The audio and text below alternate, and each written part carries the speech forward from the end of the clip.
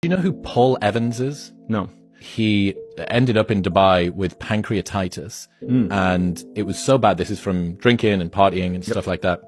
His pancreatitis was so bad that he was put into an induced coma. Oh, wow. While he was in the induced coma, he lived an entire life in Singapore. Boy. He could tell you the brand of toothpaste that he used every morning, the colors of the ties that he needed to wear.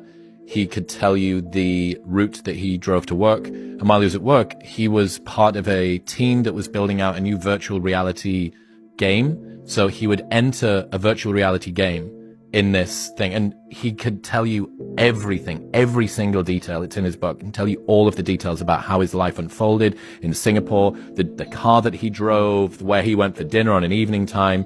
And this is while he's in this induced coma. So his family goes out to see him in the real world, and they're looking at him in the hospital bed. Now, in his life in Singapore, his father, so he buries his father in his dream world. And in the real world, his father is looking at his son laid in this hospital bed.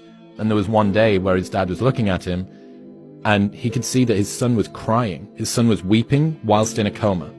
Oh. They think that that was his actual father watching real Paul cry because the dream version of him was burying his father in the dream world. He continues to work. He's got his life. He goes through...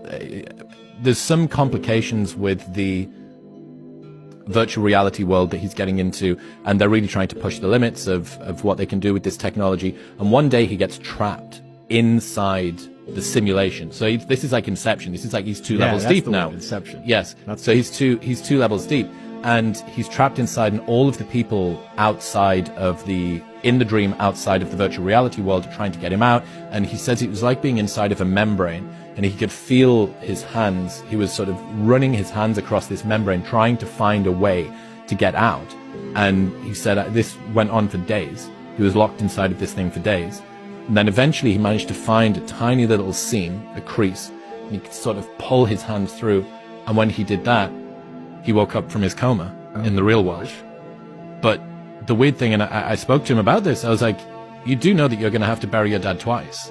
This is a guy who lost a person who they really had in a dream, and then came back to find them still alive. Wow. But you're now going to have to go through this again at some point. His father's older than him, and he's going to have to go through that. And this near-death experience, is it a way that the brain... I asked him a lot about the science behind this, which I get, it's kind of like a near-death, it's like an NDE kind of thing, right? It seems like, at least for the induced coma, and maybe for head trauma stuff as well, it's the brain trying to cope and protect what's happening. But yeah, that story of your man, it does not surprise me. It seems completely unreal.